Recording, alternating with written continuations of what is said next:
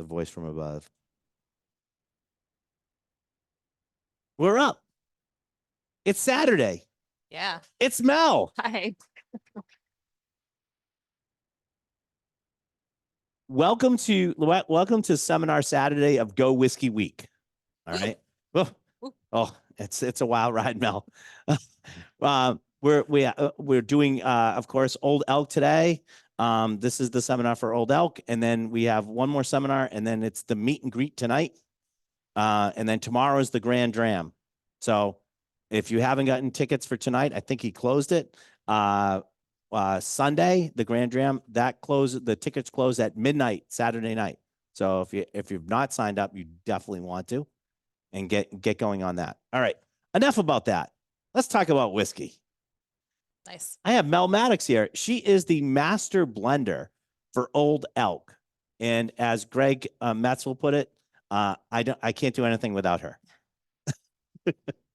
It's nice to be wanted. It is nice to be wanted. Unfortunately, we were supposed to have Greg here with us today. He could not make it. We're sorry about that, but we got Mel, so sorry, Greg. Who cares? Hi, Greg. We miss you. Yeah, you have to suck up. I don't. Yeah. Greg, you should have been here. All right. So, anyways, let's talk about first of all, let's talk a little bit of the history of Old Elk. Yeah. Because I'm not sure everybody knows sort of the metamorphosis of how this all took place. And it's been a metamorphosis. It has. Sure. It actually has. Yeah. So tell us about Old Elk. Well, we're located in Fort Collins, Colorado. So beautiful area. If you've never been there, I get to go there. Yeah, It's awesome. Ryan got to come, surrounded by mountains, Rocky Mountain, glacial mountains, and water, and just nature and elks, and kind of a gorgeous place to live. And our origin kind of started back in 2013. So the family who owns Old Elk, they were Otterbox founders. So the phone case, if you're familiar with that. I have it on my phone right now. Have it on my phone. It's part of the contract, but it's also a good phone case. They make me. No, they don't. And you know, they're entrepreneurs, and they really wanted to get into the whiskey industry, like a lot of people who get into the whiskey industry that are new to it, because they were just passionate and enjoyed drinking whiskey, and they had a few bucks to burn. And well, the old saying is, how do you make a little money in the whiskey industry? Start with a lot. Start with a lot. There you go. And that's what we did. So we started with about 22,000 barrels. Back in 2013, we started laying those down from 2013 to 2017. And took a lot of money, took a lot of patience. We laid those down working with MGP, Midwest Grain Producers, to contract with them for a custom mash bill that we started out with, which was our straight blended bourbon that you have in front of you today, and I'm excited for you guys to have. So actually the bottles that you all have are probably blended between 6, 7, and 8 years old barrel ages. So you've got some original stuff in there. Some of the very first, liquid that Greg made while he was still at MGP. So yeah, our I think story is a little different. Yeah, just before you go on that, I think it's really important to understand. Listen, there's nothing wrong with source whiskey. We see it all the time, and there's nothing wrong with that. But what Old Elk is sort of doing is a little bit different than everybody else. Greg was the master distiller at MGP. When you guys came, the thing was, Greg make us our own mash bills. So Greg makes custom mash bills, Yep. with exception of 95.5, the rye. Yes, the rye. Why would you change that? I have no idea, because Greg's making that. It's fantastic, but all the other stuff is custom made. So technically, and especially Greg leaves after he's done everything and goes with you guys. So if there's not been a better instance of basically contract distilling, I don't know what is, because that is basically, you used MGP facility. We used their facility to make what you wanted. We used their expertise. Right. We used their distiller, their master distiller, who had 35 years at the time that we started working with them. Yeah. In the business and in the industry. And he loved what he was doing with us so much that he actually left MGP. So we kind of swooped in and took him away. And he'll speak to how much for him it was about the idea that he could actually create something of his own with what he had been, what he had learned in all of his time and his expertise, and take and have some have a different sort of pride in it, right? It was kind of like whipping back the curtain from Right. the Wizard of Oz is what I like to call it, because, Greg was the Wizard of Oz for a long time. Right. Nobody knew all this awesome whiskey that he was making. We've actually, Randall and I have actually talked about that several times, about the whole fact that everybody goes like, well, MGP makes this and now they're trying to do their stuff. And I go, the biggest problem they have is they kept all of their talent behind a curtain and no one knew who was making this. So I get the philosophy of doing that.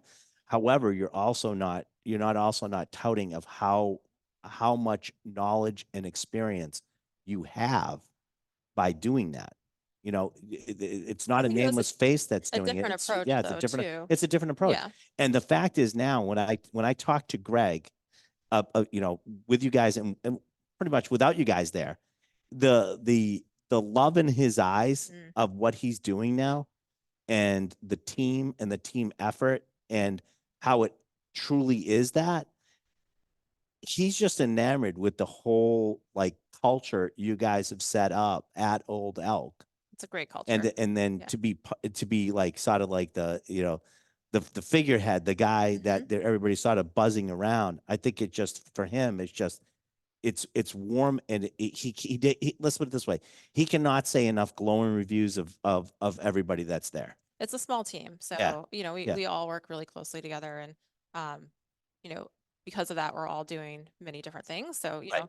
Greg's helping to obviously come up with product development, as am I, and he gets to help write the copy on the back of the label and help with sort of the marketing and sales plan with Yeah. our team, and Yeah. so not only does he like get to have a hand and had a hand and making the products, but he also gets to make new things, and he gets to go on the road and meet people, and Right. also be proud to work with a team like us. So Yeah, thanks for I think that. it's fantastic. I Yeah. think it breeds a family condition, Absolutely. a family condition, a family feeling Feeling, yeah. of the whole corporation. Well, I and think we're that's hard to lucky. get. We're That's hard to lucky. get now. I think, Yeah. everybody, and what gets me too is like, if there's something that needs doing, somebody will just do it. Mhm. It's not like, oh, that's her job, or that's his job. Yeah. It's like, oh, that needs to get done. We're gonna get it done. Yeah. You know, Ryan came out to visit yeah, 2 months ago. 2 months ago, yeah, Yeah. about that now. And yeah, it's just evident, and Yeah, everybody's kind of people would pop in to talk with us while we're blending and right. tasting barrels, Oh, and by the way, you're welcome, the state of Virginia. I picked most of your barrels for this year. You're welcome. yes, we let Ryan have a little hand in some distiller select barrel selections. And I picked good You ones. They were did. good. Yeah. All right. Excellent barrels. All right. Your So palate, nobody's questioning that. Thank you. I do, but other than that, so now, like, sort of flash forward a little bit. You guys are now doing stuff that's like, you've gotten the mash bills, you've gotten the barrels are all stored away, they're aging and stuff like that. Now you guys are like in play mode. Yes. Okay, we got all these barrels. Now, how do we break the mold of everything we've done and everything we've done before this and everything that anybody else has done before this? That's a great way to put it. Yeah. And It is play. it is play. Yeah. It better be. I mean, it has to be, because otherwise it won't show in this. Mm. So Yeah, no, we have fun with it for sure. So, yeah, we've kind of taken a new approach to blending, where we do have, these 4 different mash bills. And so that's where we decided to take all those separate mash bills that have already been put into a barrel and create a new blend, which, I think that we're really one of the first to start doing that, because usually you see that happening on the more distillation before it goes into the barrel side of things. So you'll see people playing around with the mash and with the grains that they're going to do and the percentages. And then they still have to wait 2, 4, or longer years to see what's going to happen. And so we kind of hit on this like genius thought of like, wait a minute, we have all these gorgeous like barrels aging, they're ready to go. We want to innovate. We want to do something new. What can we do? We can blend these. So that's where the Master Series came out of. And so our wheat and rye is a combination of our wheat mash bill and our rye mash bill. And with that, we're able to decide, what's that blend going to look like? Is it going to be 50% of the wheat? Is it going to be 50% of the right. rye? How do we want to get that flavor in there? And so it was playing around with the different ratios, and took that, that mentality to the 4 grain, which is a blend of our bourbon and our wheated bourbon, and then our double wheat, which is probably the most like loved out of the master series because it's a high wheat blend with our wheated bourbon and our wheat whiskey. And I like to call that one like, it's just liquid gold. Mhm. But yeah, we took that approach, and then from there we started thinking, okay, well, what else can we make? We've done these great kind of mashups of the mashes. Can we go further? And so we brought in some of our cask finishing products. So that's where the play starts to happen, is we Right. start just experimenting and playing around with different casks and finishing our products in them. We started that back in 2021, and so we've now got a couple years under us, which is making it a little more. It's still experimental, but now you can say with confidence a little more often than not versus saying, I don't know what's going to happen. We'll find out together. Right. Now there's some history to what we've been doing. And The so R&D is done. the art, Now, I mean, it's always changing. I it's got it. always changing. But Yeah. the most of the R&D is done. So now you can start going like, okay, You can fine tune it, fine tune fine everything tune up. it. And I think that shows with our cigar cut Yeah. blend that we did.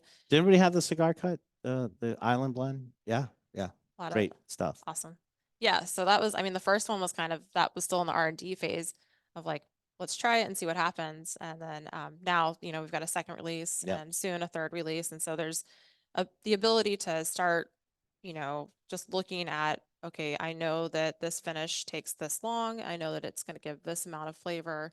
I think I want that. I want the nose to be this part. So that's the art and What's the new one beauty coming of out it. that we drew off the tank?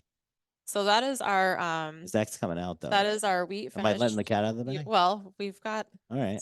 maybe All right. Well, Ryan's okay. Wait a minute. taste All right. All here. right. All right. So I'm jumping ahead. So, all right. 'Cause before they Ryan got gets to taste it antsy, before it even left the blending tank. So before we go like completely off the yeah, rails, I yeah. know you have stuff here for us to try. Yes. So they'll get antsy if we don't let them start drinking. You know what I'm saying? So let's see what do you want, like, how do you want to lead us in? We got, what's the number I one think, here? I mean, How I do you think, want to do it? do they know that this is like your blend? No, I Okay. didn't know that. Okay. I didn't know that until you This is started your pulling blend. stuff. Oh, okay. Yeah, yeah. So we've got the components that are making up a new blend that Ryan and I came up with, and Greg, and I So hope this is all right. Well, now that I know that, that makes yeah. things a lot easier. Yeah.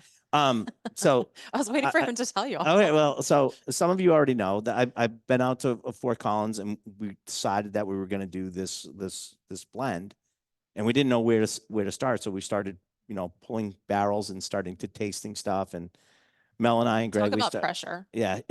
Ryan's like, what do you want me to taste? I'm like, oh.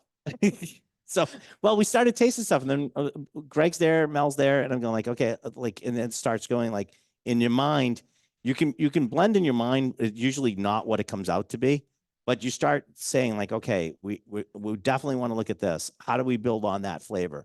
How do we do this? And the weird, this is the weird part. I mean, I'm sure you do this all the time, but the weird part is when we hit number 4, A, B, C, D, yeah, 4. I was like, damn, that's it. That's the balance. That's it. And the different components that made this up, I don't think anybody would looked at and said, yeah, those would go Those great be together. Yeah. And so we wanted to, I think it's great because now we can show you sort of, you already know, we already know the answer, but we can take you through all the parts. So is one the vintage? One will be the vintage Kentucky All and right. the 8-year-old elk. So the weird part about this is basically 4 of the components are already barrel influenced. They're finished whiskeys. The weirder part was one of the ones that was in the Armagnac cask, which is the first one you're going to try, was already a combination of 2 different products. So so the base of this blend is actually 2 different products put together in an Armagnac barrel. And that's vintage. I could tell you who it was, but I'd have to kill you. Vintage Kentucky bourbon, along with 8-year-old 8-year-old Old Elk. Yep, the high malt And bourbon. the high malt bourbon. So that's where this is the base. This makes up 50% of the new blend that is coming out. So that's number 1, right? That's number 1. All right. Yeah. You guys want to try it? Yeah. So combined age there is 8.5 years. 17 years. Depends on how you look Yeah, at yeah, it. how do you want to look at it? Yeah. I call it years delicious. Yours delicious.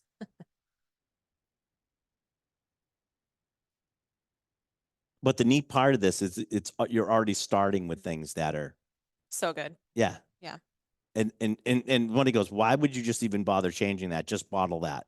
Yeah, You could. that's absolutely true. We could they could have bottled it, an Armagnac finished bourbon with some 13-year-old bourbon in it that no one's going to blink at that, and the you could call it 8-year-old, knowing again, this is why transparency is so great because we start actually reading labels, and if you know that so much percent of it's 8 and the other part is 13, I'd rather know that than somebody just saying, oh, it's 8-year. And they're like, oh, it's 8-year. Oh, yeah, but there's 13 in To there know, also. yeah, to know, to understand like the specifics of it. And that does, we're big on transparency. We definitely want But to that, tell as much as, as but people when you're want to know, not trying really. to, when you're not trying to hide something, you're not trying to hide something, you want to be transparent, right? But in this case, in a lot of cases I see now, the transparency it actually is a better marketing of what you're doing. Because now you just like you could say 8 and then tell somebody that's, oh, yes, it does say 8, Right. but But there's there's 13 also, in yeah, there, and I'm there's going to also, put it right on the label. It's a blend of 8 and 13 in there. So it's sort of already, now you're sort of saying, because most people now are like, oh, it's got 13 in there. So how's this going to taste? and yeah, It's yeah, a draw. it is a draw for sure. And I think that it also, yeah, we're not trying to hide it. And it's the mystery there is more about just kind of like maybe like what was the thinking behind doing this, Yeah, right? most people Versus just the went like, like you have you to had figure it out. 13-year-old bourbon. Why would you throw anything else in there? And you know what the fact is that older is not always better. It's not. And that's why we actually, so this barrel particularly has just like a drop of 13 in there and then 9 and 8 years. So we really wanted to call out the majority of it is 70% 8-year blended bourbon, straight bourbon, I should say. Sorry, not blended. And then 30% of the vintage. Yeah. I can't slip and say Yeah, I know. what it We'll is. make sure you don't. We Don't we'll let fix me. that in If I we'll fix do, that in everybody just post. Fix it in forgets. post. It'll be like We're going the out court of live. They law, can record it. Yeah, Yeah. they can. We're going out live right now, so be careful what you say. Um, yeah, don't get me into trouble. But yeah, we're gonna finish this. So it's still in the Armagnac cask right now. Ryan's been a little bit of like checking in on it, but not Yeah. like not like an overbearing father. He's just been curious about how things are going. Yeah. So it's probably ready to come out. I think just because the blend, when you get to the final blend, you'll see that it's already great. So we don't want to impact or change Right. What do you guys think of found. this? Now, so this is a component. This is our building block. This is the base This is the base. Yep. of The everything. base of everything. Which is Who great just once we like decide this on just that. the way? I just curious because now I gotta know. Who likes this just the way it is? Good amount. Wait, Everybody? wait. 100%? You're jumping to conclusions. You're not even close yet. No, it is good. It is good. All right. So where are we next in the? I'm gonna let you call it. So next we have our 7-year wheat whiskey. So this is straight wheat whiskey, 96% soft red winter wheat that we distilled with 4% or 3%, 4% malted barley, and let that age for 7 years. And then we finished it in Sauterne cask. So white wine Who's cask. ever had just wheat whiskey? Everybody? Nice. See, if I had said that, and this is what I love about this, if I had said that probably about 6 years ago, I'd have a couple people probably stick their hand up. The fact that you guys are drinking like wheat whiskey just shows you how like you're on the leading edge of ready to drink like any type of whiskey. You're not pigeonholed. Who likes wheat whiskey? I know you, sir. I know you'll drink anything I Okay. put in front of you. I got it. But this is the type of thinking because I hate to say this, up until probably like 5 or 6 years ago, if it wasn't bourbon, they really weren't selling it.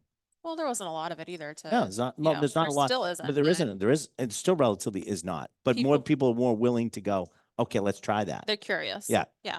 Yeah. And that curiosity is fun, right? And that's playful. And also it's why we drink Right. whiskey like we do, right? Because you're curious and you want to talk about it and Yeah. it's fun. So yeah, we finished these in Sauterne cask for 6 months. Yeah. I personally, this is one of my favorites. love Just this with one. like the notes that come out. The wheat already starts out as a really kind of like honeyed, But it gets into beautiful, but then it gets into clover honey. it That does. sort of Yeah. flavor. The finish even has a little bit of almost, I want to say almost like salinic, but Yeah, like a little saltiness. yeah, Yeah, you can smell that and taste it. yeah. What do you guys think of that one? Who It's like gave some who gave the floral. New England approval on that one? You know what the New England approval is, right? Good enough, not bad. No, not bad. Because only in New England would a negative be a Negative be positive. a positive. Yes. Love that. I like that one too. We were commenting about it. We're like, man, if I could get enough people to drink this, let's just Not enough. just put it out Yeah. because it really was nice. Yeah. So this is part of our experimental, stock that we have. We'll do around 100 to maybe 150 barrels of just plain. So the Sauterne was part of our plain last year. And yeah, I think it I like goes where it's the going. wheat whiskey has that first of all, wheat whiskey has a different mouthfeel to it, period. And it also, I think it picks up character a lot more of barrel. Because there's not a lot of other flavors that are hampering it or It's a stopping. soft It's softer, profile. right? Yeah. And so you get a lot of if you put it in a Sauterne barrel, you're going to get a You're lot of going to pick up a lot be a of lot that. of Sauterne. If you put rye in the same Sauterne barrel, you get It's going that to take longer. spiciness Yeah. nailing with the Sauterne, and you're going to get just a different result. But Yeah. I think if you want barrel character to come through, a wheat whiskey is almost an ideal medium. It's a good like Yeah. base canvas Yeah. for it. Yeah, I would agree with that. Yeah. And you don't see too many Sauterne wheat whiskeys, by the way. Sauterne, I mean, it's not a wine that everybody Right. drinks, so but the flavor profile and the nose on it is really where we kind of got excited that we know that, the wheat whiskey was going to go really well with it. It was going to pick up kind of like the salinity that Mm-hmm. Ryan mentioned, and pear and honey. And Yeah. when you leave it in there for, like up to a year, you'll get these kind of like French bakery custardy flavors too. No, that's cool. So yeah, so we'll leave that one in there, I think, till we're ready to blend it. to blend. Yeah. Okay. Yeah. All right. Number 3. Number 3 is also wheat whiskey. Yeah. Um, we love wheat whiskey, and we have a decent amount of 6, 7, 8 year inventory. So we want to be like we feel like it's going to be the next big whiskey thing. Whiskey. Yeah. I think I think it definitely could. But by the way, we did a 96 wheat whiskey, 4% malted barley. That's slippery when wheat. Slippery when wheat. That's a 7-year-old wheat whiskey. That's upstairs now. That's almost gone. If you haven't gotten one, you really should. It's delicious. Great name too. Yeah, you like the name? I do. I do. Sneak That one in. actually, you get more people going, ah, I'm buying that. I'm going to show my uncle. He's going to love that. You gotta have He's a fun big with Bon it. Jovi fan, I guess. I don't know. So we finished this in tawny port cask, Mhm. and these casks were super fresh when we got them. So the I mean, port it's over. flavor was You can just taste like it. big fruit. Yeah. Yeah. And it's funny because they're all very different. So actually, when we were pulling the samples to bring them, just a funny note, we had pulled the wrong wheat barrel that was finished in port, and I was like pulling it and I'm tasting it and I'm like, this isn't the right number. Like, because each barrel has its own kind of like fingerprint and number ID, and I was like, I don't think this is it. I need to look this up. And we'd already filled the bottle, and then I like tasted it. And I was like, this is not Ryan's barrel. And then I found your barrel, which was 9051, and I was like, I was right. And so taste them side by side, and it's just crazy how like the cask can have that Right. much of a impact on the. Thank God I took pictures of Yeah. all the barrels. Hold us accountable. Yeah, yes. No, we have about 3,000 barrels in Yeah, I Fort know. It's Collins. not. Yeah. That Yeah, is you something got. that I think you're, that's important to explain to everybody. Not everything that they have is just like readily available. You're pulling barrels into Fort Collins to work with. we'll do a couple trucks a month that can hold about 88 barrels on them. So we'll bring those trucks in, we'll taste the barrels, we'll do sensory on them. Greg really does the sensory on the white distillate, and then as they start to age at the 1 to 3 year, he's doing sensory again. And then once it comes into our warehouse, that's when myself and the team will taste it and say, all right, this is going to go to a single barrel program, or it's going to go to a blend, or we're going to set it aside for experimental cask Right. finishing. And yeah, it's a fun How do you thing to decide? How do you manage, decide? but Like, what's the what? Now I'm gonna inside baseball. What Yeah. sort of the criteria are you using for, like, especially like experimental? sure. Age is a big factor. Yeah. Inventory. I mean, you're always constantly kind of thinking about what you have for inventory now and what you're going to have for inventory in the future. So there's like a lot of forecasting. And then, you're looking for a good amount of barrels that are going to stand out because they shine already on their own. And you don't want to diminish that or change it too much by putting it into a second finish. But at the same time, you do want some like different You need that painting palette. you do. You need different intensities of flavor. So, you're looking for a good representation of the style. So for wheat, I'm looking for something that is a good representation of like what our wheat whiskey tastes like. And Okay. the majority of that might go towards the liquid that's going to go into the cask finishing. Okay. And then I'm going to balance that out with, anywhere from 3 to, 10 to 20 barrels that kind of stand on their own. But the other thing you don't want to do is you don't want to take a nog barrel, a nectar of the gods barrel that's like so good, and then by accident blend it, put it into a finish. Like those, when Right. you find them, they should stay by And what do you do themselves. that? So Do you put that in for like me to pick, or I put it in for me to pick. I was sort of hoping that she was gonna go mine. Put a little note in there that says Mel's barrel. Mel's barrel, yeah. Probably down in the vault of Macaulay's vaults that he No, puts those it are in. those are the ones that we saved back for you. Yeah, see, Yes. that was the right answer, but you blew it. Well, you know what?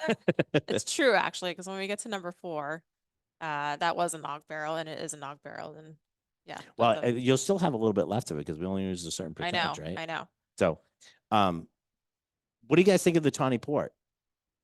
Right? Cool, right? I mean, we're trying each of these on their own, and Yeah. we're sort of like, we could do that. We could just do that. We can blend it. Yeah. Or we could just do it. We could just bottle it up. I almost like that one more than that one, but that's just me personally. No, I Yeah. do too, but we're getting But, to why yeah. they sort of fit. Yeah. But I love that one And too. if we changed it and we made this 50%, it wouldn't taste, the final product No, not going to we taste. actually have to. The funny part is like, I think too, is like we got to where we wanted to be after 4, and sometimes that's great, and other times that's terrible. The worst one is you hit it out of the park, the first one, because all that enters your head is doubt. Right. There's no way that we did this and number 1 was it. And then you start playing with all the numbers and you start playing with the percentages and it actually, I think, takes you longer. If you hit it right away, it takes you longer to realize that you hit it right away. Well, yeah, because you need to disprove, right? Right. You have to try to disprove yourself. And we found at 4, I think it almost did that too. Not as much, because we sort of were at 2 and 3, we were dialing it in. 4 sort of hit. But even after that, we tried we tried different things after that, because we made again, 3 do we more do blends after this? that. Do we do this? Well, and I didn't want to, like, yeah. Mel didn't think I was getting my money's worth because we only did 4. I'm like, that's good. I like it. It's balanced. I'm good. Yeah. I mean, when you hit, you're supposed to know you hit. But sometimes too, right? Like my curiosity was piqued. Right. So I was like, well, and maybe a tiny part of me was like, maybe I can come up with a blend that's better than Ryan's blend. But that wasn't the case. I was like, please do, like anything the thing. But the cool part is, well, let's try 4 and I'll get to that. Yeah. Let's try number 4. So this is the nog barrel. This is a delicious 9-year. Ben was really mad that I was taking this. Ben is one of our production team members. He put his name on this barrel and he was not happy that Ryan chose it. Yes, but what I told him, and is absolutely true, we're only using 5% of this in our blend, which means now that it's used, it's taken some out. What else are you going to use it for? I mean, it's almost took it off the market because you really couldn't. Now there's probably 10 cases in there. Right. Yeah. So now we can make the tank. Yeah. Now we can do Ben's 10 cases. 10 cases. And puts it in his vault. I think we're going to hold it back for a charity blend. I think that would be a good idea. We're doing a charity blend with a foundation organization. So I think. So this one there's no finish on this one. This is 95.5. How old is this? 8? 9. 9. 9. Okay, 9. Yeah. 9%. 9-year-old rye. And everybody can see why this is a nog barrel. Can you fathom that? Like how this is really good. Lots of flavor. It's lots of flavor. Matter of fact, if Aroma. they said we're gonna let you know, we're gonna give you this instead, I probably would have taken it because it is really good. Ben was so hoping I wasn't gonna say I'll do all of that and what's ever left in that barrel, just give it to me. I'll take that too. He's still kind of you know, sad. It's a little sad. Yeah, Well, he's if a I little sad. barrel that and I give him a case of it, will he be happy? Yeah, I think he'd be. All right, really all right. happy. Well, maybe do that. Maybe it won't go that way. I don't know. We'll see. All Proof- right. Proof So is really high on this one too. the proof is really Yeah, high. so 132 proof. 132 proof on this one. It does not. No, no. Does not. You could drink this. You could drink this just the way no it is. ice, no water. Yeah. Yeah. So when we got to number 5 is the blend. Okay. I don't want to here's what happens with this though. Number 5 is the blend. That you're gonna taste that next.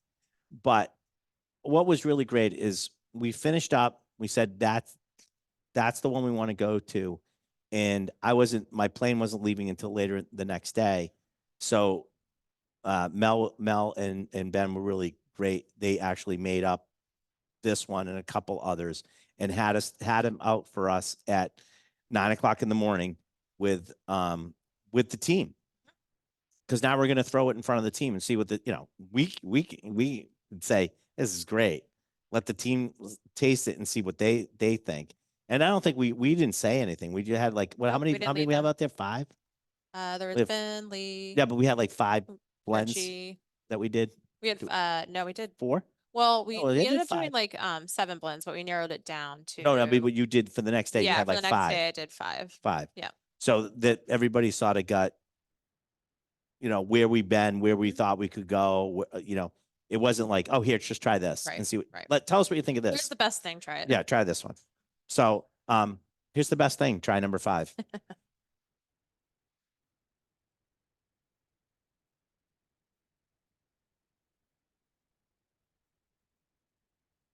Man, that's tasting pretty damn good. It's a solid whiskey. Yeah. What do you think? This is actually, so I will edit out. The name of this blend is called the Center Cut. Should you need to get the center cut? Yeah. It's right at the center. It's right at the Center Cut. Yeah. So you guys, you missed it. I'm going to drink it next. You guys just missed the Center Cut. So I can get the Center Cut. What do you think? Yes, no, maybe. I don't like it. Not bad. All right, now we're cooking with gas. Not bad. And from a New Englander, that's great. Not bad. Not bad. You gonna like it? So here's the thing. This doesn't fit a category. No. It's not rye. It's not bourbon. It's a 4-grain blend of straight whiskeys. We're going to tell you everything that we put into that. All the different barrels that you just tasted, but it doesn't fit. It doesn't fit into a category. But this is the thing that we're trying to get across to everybody is that does it need to? Oh, I get if I have an open bottle of this upstairs and somebody goes, well, I like this, I like that. I can show them this because somebody said, oh, are you going to make a cigar blend or a cigar cut? And I'm like, no, I'm making the Center Cut. It's just going to be these finishes really, really well. And by the way, that 5% rye just killed it when we did it. It shined right in there. Yeah. And it actually brought the whole blend into balance. And that's what Mel and I were talking about this while we were blending is a lot of people are extremists. Everybody wants extreme flavors. I want extreme wood spice. I want extreme hops. I want extreme heat. I want extreme sweetness. I want it, and that's okay. But the problem is, it's sort of like you get like palate fatigue. Yeah. Because it's constantly the same. It's constantly the same.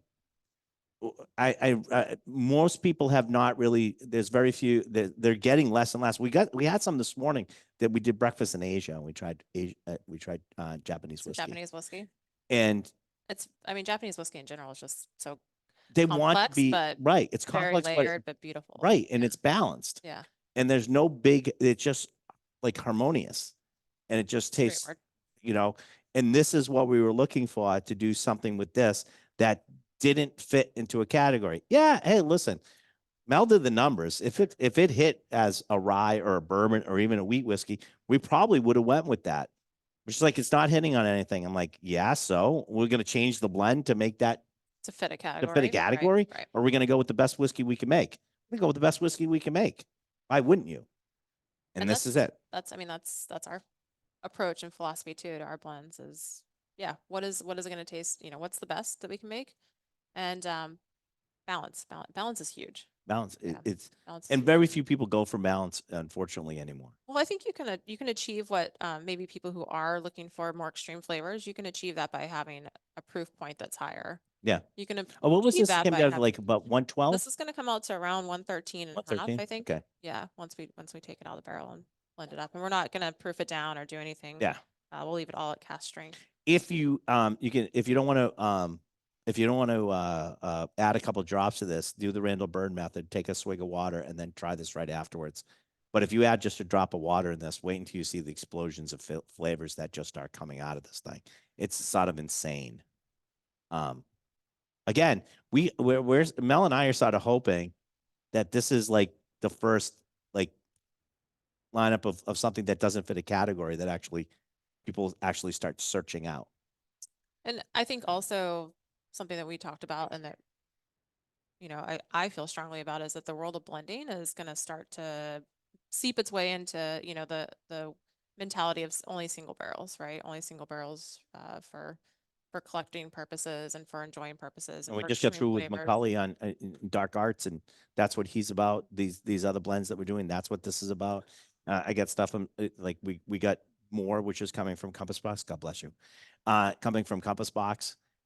That's what that's about. Yeah. And it's all about putting the pieces together and coming out with something that's greater than the sum of its parts. Exactly. And that should be ultimate. That should be ultimate goal. Like we talk about all the time, is like, you talk about, a nectar of the gods. That is a very fine, and that's why he's so sad about it. That's a very fine and definite thing that you're not going to do anything with it because it doesn't need anything to happen to it. Exactly. And But at that's 5%, we can sprinkle a little bit of that love into this blend. right, You and know? it makes the other one come alive. Yeah. It finishes the last key piece that our blend needed. And we tried a couple. We went We back tried and a tried a couple. couple other Yeah. things Yeah. to do that, and that rye was just it. It We just tried it really, without the rye yeah. a few times and It just did not taste the same. kept smacking us in the head. No, Yeah. no, you're going to use the rye, and don't fight what it needs to be. Well, and I think it's great because it's a really light barrel. There really is probably only 20 cases in there, so there's not a lot we can do with that anyways. So this is a great use of it. And then the rest of it, like I said, I can taste Ben's tears in this. The every tears of our enemy every day, he's every day. probably siphoning off a little I bit. know. You better bottle this soon. It might not be enough Camera on left. there. So what do you think? You can taste it right on it's in the finish too, I think, is where that really shines. All right. Got me that time. All right. I'm all choked up. Thank you. The Klimt. So you guys like that one? All right. So we got a hit. You guys are all gonna buy a bottle, right? All right, let's go. Our job's done. All right. No, it's not done because we have a little surprise for everybody. All right. Yeah. What we got? This is the one that you tasted out the steel tank, the blending tank. Oh, Yeah. excellent. Yeah. So number 6 is a new product that has not quite hit the shelves yet, but we're bottling it right now. And it's our 6-year wheat whiskey finished in cognac barrels for 6 months to a year. Pretty much 50-50. 50% of the barrels were 6 months, 50% were a year. We did that on purpose because we really wanted, like, at a year, the cognac was actually starting to like dominate a little bit, but you got some really great fruit, dark fruit, skin, like that just like creaminess that comes with a really good cognac and the floral notes. And then with the This is 6 months, spectacular. It's really nice. thank you. Yeah. Thank you. The 6 months, you know, you get a lighter influence. And so because we want that consistency of flavor and we want to pull out certain things. Is this That's why still being in the? Is this still in the tank marrying? there's some in there. Yeah. Yeah. Yeah. That's the one I got to try, and basically it's a marrying tank. This is where they dumped all the barrels together to come up with their final, Yep. final, and then they'll marry. How long you let it marry? I mean, this one typically 24 hours resting period at least, but the longer that we can let it marry, right. I'd say a month is ideal. Okay. And The with flavors start our, coming together. they just like get richer and almost like become this more fluid. I don't No, know. I know what you're It's saying. Like sometimes it, like layered, you taste certain things and not it's disjointed. disjointed. Yeah. Yeah. Like I'm Yeah. tasting this, then I taste this. And Yeah. it's like, no, I don't want to do that. I want it should be like this. You know what I mean? It should Yeah, the flavor glide into each other. flavor journey. Yeah. It's good. You guys like this one? And this is proof to 95 proof, so a little lower than, you know, we've done some cast stuff at 100 proof. We've done obviously I think it's really drinkable at that. I mean, this absolutely. is Well, just that's like why is the finish on that's great. we want people who are like, I'm not really quite into the high proof stuff, but I also maybe I want something of a little bit sweeter profile. Yeah. You know, that's why we chose to go with the 95, and it just blossomed and opened up, and you know, Yeah, there's some nuances in there. I there's don't some think you nuances get. in I there don't for think you'd sure. get Yeah. get it at a higher proof. And part of that resting and marrying is also proofing it slowly, you know, doing our slow cut process. Okay, so you guys are when you're proofing it down, you're adding water over time, which is weird because guess what? That's what cognac does pretty much. Yes, yes. So So you took a page from them. totally did. I mean, they know what they've been doing that works, and they proof down probably even slower than we do. You guys know what that is, right? Am I talking out of that cognac? What they do is when they're going to come out and they're going to bring it, let's say to 80 or 90 proof, right? They start adding water to the barrel, To the actual barrel. to the actual barrel to get it to proof. So by the time they're ready to bottle, they're not really adding any more water to it. It gets to their bottling proof, but they're adding the water over time. So the water becomes integrated with everything else. If you dump it all in there at once, You dump it all at once, you put it in a tank, and then you jump water in there to bring it to proof. If you don't not letting it rest long enough, the water doesn't really. I don't know. it's an There's a exothermic theory about that, reaction. right? Yeah, there's a theory about like how it It's does science. go. Science. It's sciencey It's stuff. science stuff. But No, it is it's true. Like, it's like you boil off the flavors. Right, Yeah. right. So I think it, adding it over a little bit of time, I'm like, because I'm in cognac and armagnac, and I'm going like, why don't we do this? This makes so much more sense Well, to actually add it in that way. And I don't know. I don't think anybody in bourbon's done that. Do you know anybody that's done that? What's that? Nancy Fraley has done it. Okay. And Nancy Fraley, you know, she was one of the first experts we talked to Yeah. about when we implemented our slow cut process, because she's kind of like set the stage for that and did the science homework for it. Yeah. For it on us. But yeah, we wanted to, again, like we're using cognac barrels. We want to speak to their tradition and also their expertise, and their proofing typically of a good cognac, an older cognac, is between 98 and 100, you know, Yeah. but 98 is the lower side of things. So again, was like, if they're saying like 98 is where it should be at, let's stick close to that with Yeah, our I think it's proofing. great. Yeah. Really good. Well, what do you guys think? You like Old Elk? Thank you. No, I think it's like, so I just will, I don't want Old Elk. I think it's such a unique story. One, the product is so, I think, great. They have a lot of really great stuff going for them. They're thinking about where they're going and how they're going to get there. And I really I love the company itself. We've been like big supporters since Old Elk was available in Massachusetts. Yeah. Thank you. As a matter of fact, I think we took I think the first allocations that came in, I think we took ours and then we took everybody else's that didn't want their allocations. We'll take those too. Because we've just felt so strongly about the product. We've we've known I didn't personally meet Greg, but like I'm like Greg Metz, and people are like, who's Greg Metz? I'm like, oh, let me tell you who he is. Of fans of his and some of the other stuff that he's done. We just immediately jumped on that. And I think the proof is in the pudding or in the bottle. In the bottle, yeah. So in the blend. and by the way, this lady will sell herself short all the time. Mel is doing some heroically blends that are coming out that you guys are going to die. And she's really, really on the cutting edge. And I'm not speaking out of school. Greg will tell you the same thing, is that some of the stuff that she's putting together in the her palette and how she's doing stuff is amazing. So Thanks, Ryan. watch her, because she's gonna be she should already be a superstar, but she will be a superstar. I'll tell you that right now. I'm lucky, you know, I'm lucky. I get to play with flavor and I get to have such a great starting point. But with you have a with their support group, product. which is great, Oh, for sure. which Yeah, I think that for really sure. does help. Yeah, we're Like, we're just- a team, and yeah. and there's a very positive feedback loop. And Except um, Alex, he's not on the team. Alex is very. No.